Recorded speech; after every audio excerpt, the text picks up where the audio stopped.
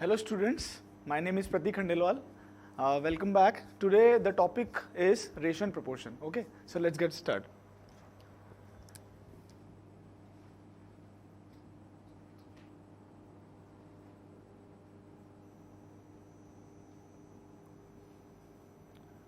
Ratio and proportion. So first we'll start with ratio. Okay. Ratio. अब ratio होता क्या है? What is ratio? A fraction of a number 1 that is a to the number 2 that is b is called ratio. अगर हम कोई fraction लेते हैं, a fraction having two numbers a and b such that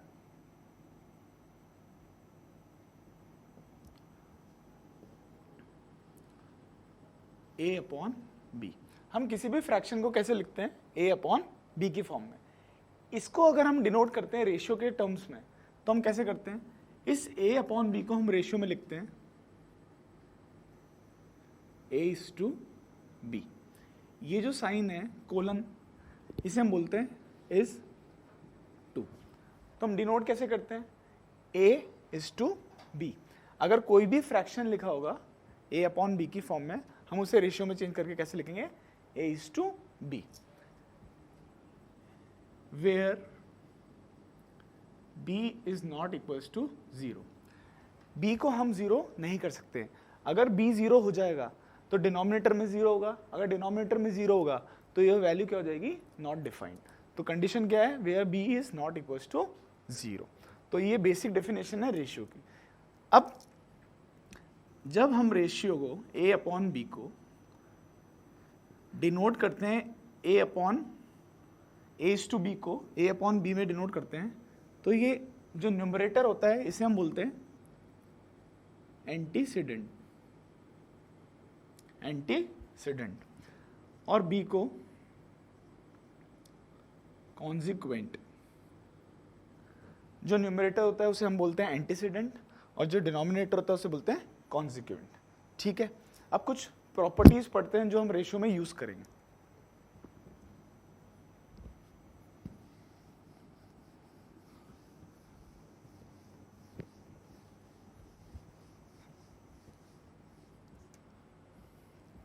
हम properties बोल सकते हैं, या कुछ टर्म्स बोल सकते हैं, या कुछ पॉइंट्स बोल सकते हैं जो हमें रिमेंबर करने हैं जब हमें रेशियो सॉल्व करना है. तो points to remember, points to remember.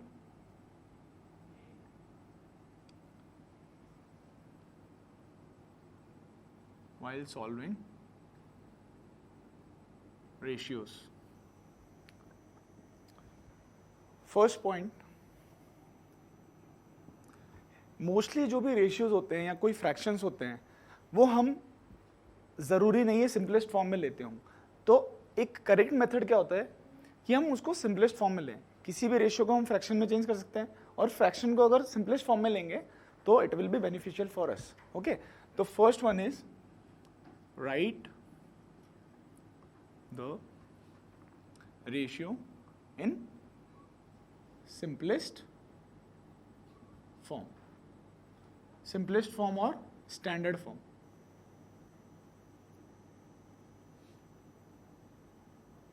Standard form. अब स्टैंडर्ड फॉर्म और सिंपलेस्ट फॉर्म क्या होती है? न्यूमरेटर और डिनोमिनेटर में कोई भी कॉमन फैक्टर नहीं होना चाहिए other than 1. numerator and denominator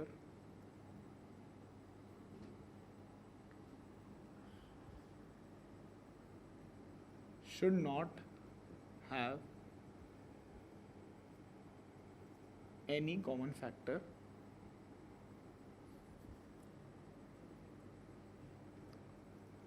other than 1.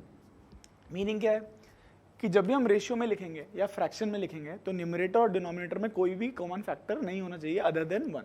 तभी हम बोल सकते हैं कि वो सिंपलेस्ट या स्टैंडर्ड फॉर्म में है. तो रेशियो इस फॉर्म में होना चाहिए. सेकेंड, न्यूमरेटर और डिनोमिनेटर की जो यूनिट्स होती है वो सेम होती है। अगर हम न्यूमरेटर को केजीज में ले रहे हैं तो denominator will be always in KG. अगर हम स्टूडेंट्स ले रहे हैं तो न्यूमरेटर में भी स्टूडेंट्स आएगा और डिनोमिनेटर में भी स्टूडेंट्स आएगा। अगर हम क्वांटिटी ले रहे हैं लीटर्स में तो न्यूमरेटर भी लीटर होगा, डिनोमिनेटर भी लीटर होगा। तो the quantities should be same in both numerator and denominator। अब देखिए इस सेकंड पॉइंट से हमारा थर्ड पॉइंट निकलेगा। अगर हमारा न्यूमरेटर और डिनोमिनेटर की क्वांटिटीज सेम है, क्वांटिटीज सेम है, तो जो हमारा रेशियो आएगा वो यूनिटलेस आएगा। वो क्या आएगा? यूनिटलेस आएगा। Ratio is always unitless. अब ये कैसे होगा? एक एग्जांपल लेते हैं।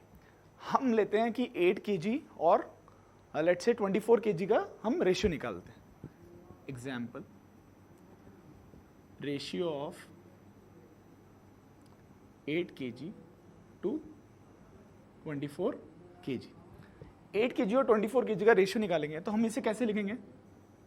8 kg is to 24 kg और 8 kg अपॉन 24 kg। kg से kg कैंसिल होगा और 8 1 जा 8 एंड 8 3 जा 24। तो हमारा रेशियो क्या निकल के आया? 1:3। हमारा रेशियो या हमारा फ्रैक्शन क्या निकल के आया? 1:3। दैट मीन्स अब यहाँ पे कोई भी यूनिट हमें नहीं दिख रही है। यहाँ पे हमने यूनिट ली थी, क्वांटिटी सेम थी, यहाँ पे भी केजी था, यहाँ पे भी केजी था।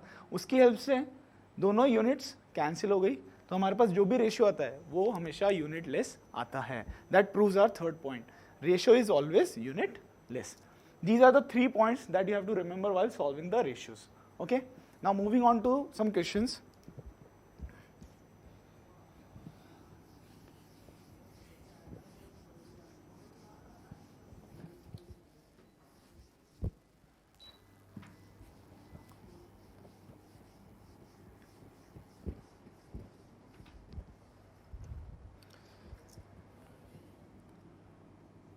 Question 1. Write ratio 48:105 in its simplest form। अब आपको क्या करना है? मैंने एक रेशियो दिया है आपको 48:105, that you have to convert it in simplest form. Simplest form या स्टैंडर्ड फॉर्म में कन्वर्ट करना है। इस तरीके से कन्वर्ट करना है कि इन दोनों के factors, common factors other than 1 नहीं होने चाहिए, अदर देन 1 नहीं होने चाहिए। देखिए, अगर आपको आते हैं तो आप ट्राई कर सकते हैं वीडियो को पॉज करके, अदरवाइज आप इधर देखिए। सोल्यूशन 48:105, 48:105, इसको हम 48/105 लिख सकते हैं, 48/105 लिख सकते हैं। अगर हमें किसी भी फ्रैक्शन को अपने स्मॉलेस्ट या सिंपलेस्ट या स्टैंडर्ड फॉर्म में चेंज करना है तो हम इन दोनों का HCF निकालें, इन दोनों का HCF निकालेंगे और फिर HCF से हम इसको कैंसिल करेंगे। Okay, let us change the value to 45 है। HCF निकालने के लिए हमें 45 के फैक्टर्स निकालने होंगे।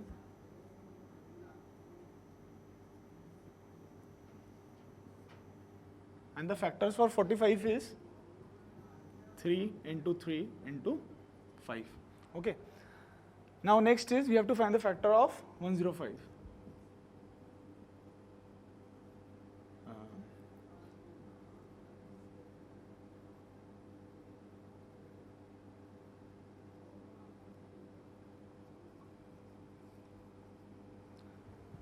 तो 10 के 5 के फैक्टर्स आए हमारे पास 3 into 5 into 7। अब HCF निकाल के हमें कॉमन फैक्टर्स देखने पड़ेंगे। Common is 3, here also we have 3, 5 and 5. So HCF will be 3 into 5, that is equals to 15. तो हमारा HCF आया 15. नाउ 15 से हमें डायरेक्टली इसको कैंसिल आउट करना है. 15 3 is 45, 15 7 is 45. तो सिंपलेस्ट फॉर्म क्या है हमारा 3:7.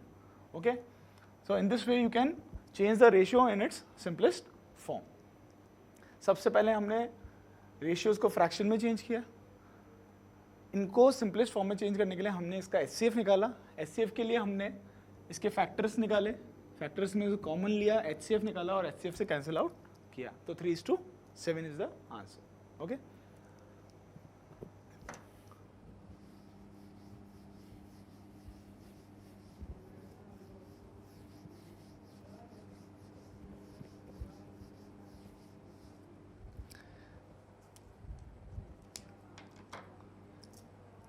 next up we have comparison of ratios. Okay, second topic is comparison of ratios. See, if we have two ratios then we have to compare which one is larger and which one is smaller. तो हम क्या करेंगे, let us take an example. हमारे पास example लेते हैं 7:6 and 4:9. हमारे पास दो ratios हैं 7:6 and 4:9. हमें कंपेयर करना है कि कौन सा रेशियो लार्जर है और कौन सा स्मॉलर है. तो we have two methods here. First method and second method.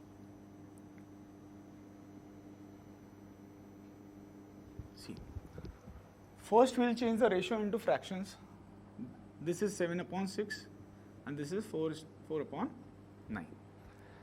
अब हमें क्या करना है, यहाँ पे जो डिनोमिनेटर है यहाँ पे 6 है और दूसरे वाले में 9 है. हमें डिनोमिनेटर्स को सेम करना है. डिनोमिनेटर्स को सेम करने के लिए हमें HCF निकालना पड़ेगा, सॉरी LCM निकालना होगा. तो 6 और 9 का LCM हम निकालेंगे. 6 और 9 का LCM होगा, LCM of 6 and 9 is 18. Okay, so we have to change the denominator to 18. So 7/6 and 4/9. Denominator को 18 बनाने के लिए हमें इसको 3 से मल्टीप्लाई करना होगा. अगर डिनोमिनेटर को 3 से मल्टीप्लाई करेंगे तो न्यूमरेटर को भी 3 से मल्टीप्लाई करेंगे. इसको 18 बनाने के लिए हमें 2 से मल्टीप्लाई करना होगा, ये भी 2 से मल्टीप्लाई होगा. तो this changes to 21/18 and this is 8/18. Now the denominator are same. Now we have to compare the numerator. इन दो फ्रैक्शन में न्यूमरेटर हमारा 21 है इस तरफ और इस तरफ 8 है. तो न्यूमरेटर जो बड़ा होगा वही नंबर लार्जर होगा. तो 21 is greater than 8. तो this number is greater than this number. That means the fraction 7/6 is greater than 4/9. So 7:6 is the larger one. Okay. In this way, you can do the comparison of ratios. Okay. The another method is by cross multiplying. See, we have two numbers 7/6 and 4/9. Now we have to cross multiply the numbers. We will multiply 9 to 7 and 6 to 4. 9 7s are 63 and 6 4s are 24. Which one is greater? 63 is greater than 24. That means 7/6 is greater than 4/9. क्योंकि sign इस तरफ है तो greater 63 है, तो number fraction वाला भी 7/6 greater होगा 4/9 से. That method is time consuming. This one is a fast method. You can use it in your competition exam. Okay. So by cross multiplying, you can check which number is greater and which one is smaller. Okay. These are the two methods of comparison of ratios. Okay. Let us take one more example of comparison.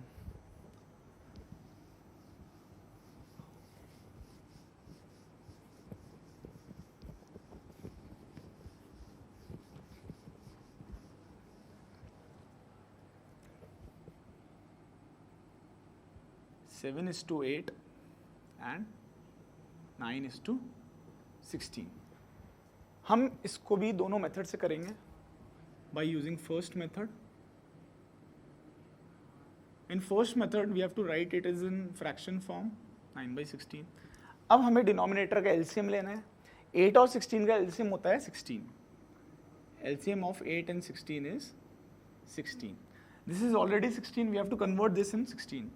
तो 7/8. 8 को अगर मैं 2 से multiply करूँगा तो 16 बन जाएगा. तो ऊपर भी हमें 2 से मल्टीप्लाई करना पड़ेगा. 9/16. ये तो 16 पहले से ही है तो 1 से मल्टीप्लाई और 1 से. So this comes out to be 14/16 and this is 9/16. Which one is greater? Now we have to compare the numerator. Numerator को हमें compare करना है. Numerator जो बड़ा होगा वही number बड़ा होगा. तो 14 is greater than 9. So this one is greater than this. That means 7:8 is greater than 9:16. Okay. Now we'll do the second method of cross multiplying. 7/8 and 9/16. Now we have to multiply 16 by 7 and 8 by 9. 8 9s are 72 and 16 7s are 2, 1, 1, 2. Which one is greater? 112 is greater than 72.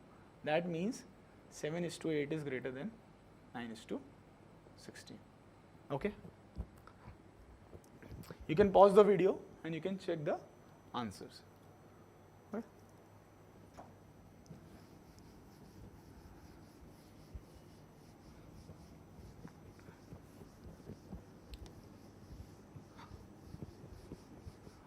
अब हम 2-3 question और ले लेते हैं ratios के तो concept clear हो जाएगा. Question first. Okay. Find the ratio of 3 days to 30 hours. हमें रेशियो निकालना है 3 days का 30 hours से. अब देखिए सबसे पहले मैंने बोला था आपको कि क्वांटिटीज सेम होनी चाहिए लेकिन यहाँ पे डेज है और यहाँ पे आवर्स है. तो first we have to change the hours into days into hours. Okay. 1 day is equals to 24 hours. So 3 days will be equals to 24 into 3 hours. That is 72 hours. Now we have changed the 3 days into hours and another thing is also in hours. तो हमारे पास दोनों unit hours की हैं. अब हम ratio easily निकाल सकते हैं. तो रेशियो क्या होगा? 72 hours अपॉन 30 hours. hours से hours कैंसिल हो जाएगा. जो हमारी थर्ड प्रॉपर्टी थी कि जो हमारा रेशियो होता है वो यूनिट लेस होता है तो यूनिट्स कैंसिल हो गई है. अब हम इन दोनों का क्या निकालेंगे?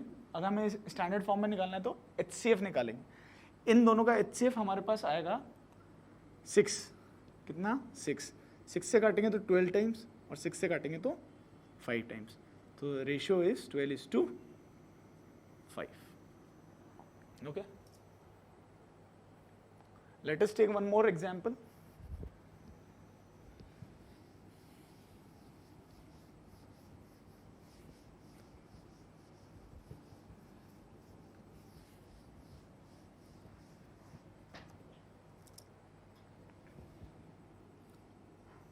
Question 2.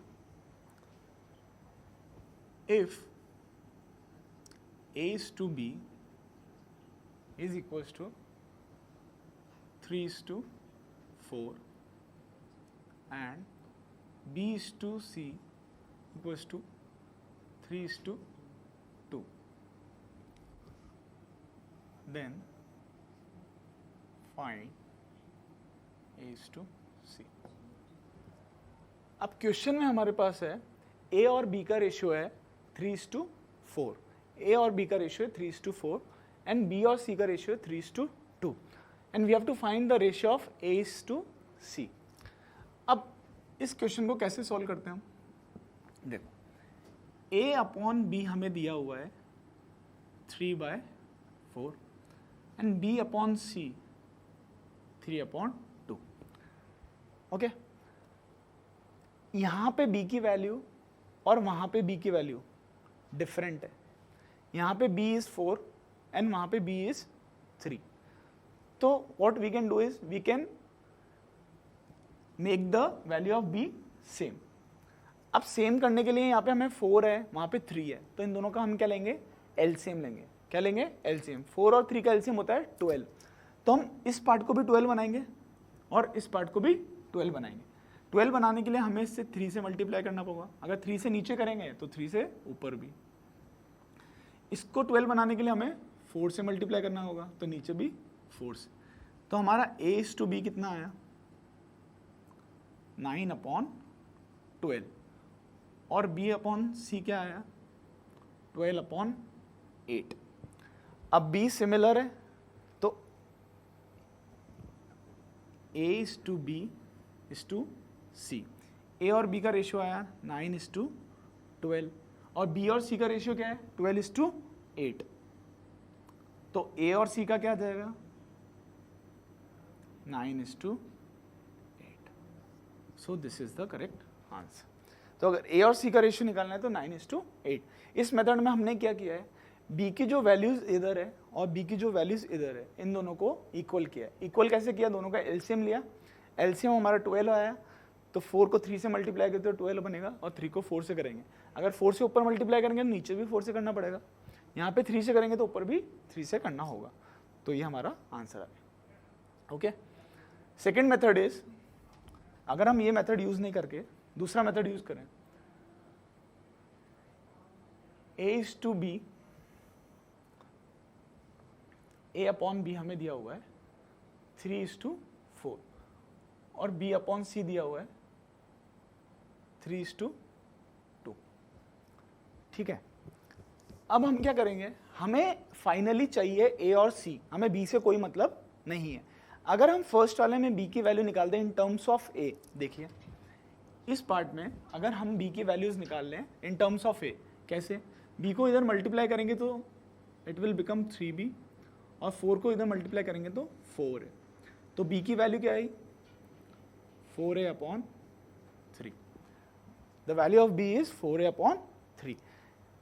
इस फर्स्ट इक्वेशन को अगर हम सेकेंड इक्वेशन में पुट कर दें, अगर b की ये वैल्यू अगर हम वहाँ पे पुट कर देंगे तो हमें a/c मिल जाएगा। तो हम करते हैं, b की वैल्यू अगर यहाँ रखेंगे तो हमें मिलेगा 4a/3/c = 3/2। इसे सॉल्व करते हैं, 4a/3c एंड 3/2। 3 मल्टीप्लाई हो जाएगा इस तरफ और 4 मल्टीप्लाई हो जाएगा नीचे, तो a/c will be equals to 3 3 ज़ा 9 एंड 4 2 ज़ा 8। तो a/c का रेशियो क्या आया, 9/9:8। यहाँ पे भी सेम आया था, तो आप कोई सा भी मेथड यूज कर सकते हैं, b को सेम कर सकते हैं, अदरवाइज b की वैल्यू हम दूसरी इक्वेशन पुट करके निकाल सकते हैं। एक और शॉर्ट मेथड होता है, वो आप अपने कॉम्पिटिटिव एग्जाम में यूज कर सकते हैं और वो आपको बहुत जल्दी आंसर दे देगा। ठीक है, थर्ड मेथड बताता हूं मैं आपको।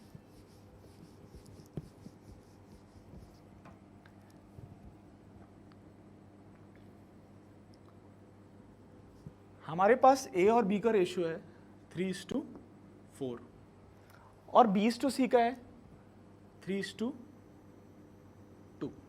ओके, अब जब आप देखेंगे तो आपको पता चलेगा कि यहाँ पे ये चीज़ वेकेंट है, ये प्लेस वेकेंट है, यहाँ पे कुछ भी नहीं है। तो इस प्लेस के बाद हमारे पास लिखा हुआ है पास में 4, तो हम यहाँ पे भी 4 लिख देंगे, यहाँ पे भी 4 लिख देंगे। ये प्लेस भी वेकेंट है, इसके पास लिखा हुआ है 3, तो हम यहाँ पे 3 लिख देंगे। अब हम इन दोनों को मल्टीप्लाई, इन दोनों को मल्टीप्लाई और इन दोनों को मल्टीप्लाई करेंगे। 3 3 ज़ा 9, 4 3 ज़ा 12 एंड 4 2 ज़ा 8। हमें a और c का रेशियो चाहिए था, तो हमारे पास a और c का रेशियो आ गया 9:8। तो ये 3 मेथड है, आप कोई सा भी मेथड यूज कर सकते हैं, उससे आंसर आपका करेक्ट ही आएगा। Okay, we will take one more example like this. Okay,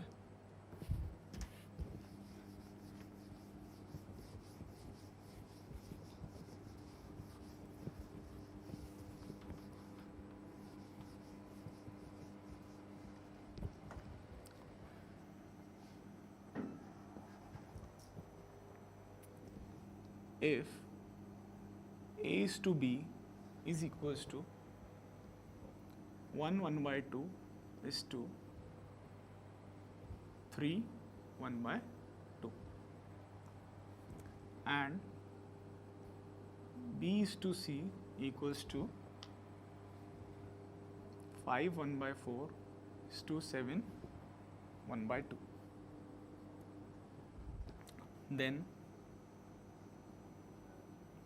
find A is to B is to C.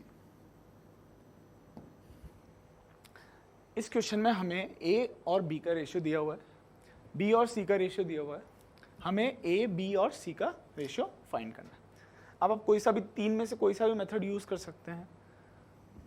हम फर्स्ट वाला मेथड यूज करते हैं.